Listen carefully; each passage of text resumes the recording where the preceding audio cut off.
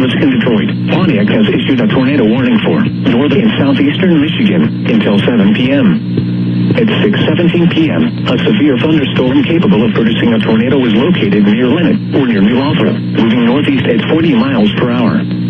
Hazard, tornado. Source, radar indicated rotation. Impact, flying debris will be dangerous to those caught without shelter. Mobile homes will be damaged or destroyed. Damage to roofs, windows, and vehicles will occur. Tree damage is likely. This dangerous storm will be near Flushing around 6:30 p.m. Flint, Mount Morris, and Beecher around 6:35 p.m. Other locations in the path of this tornadic thunderstorm include Coyle, Crossroads Village, Otisville, and Otter Lake. Repeating, a tornado warning has been issued until 7 p.m. for the following county: Genesee, Michigan,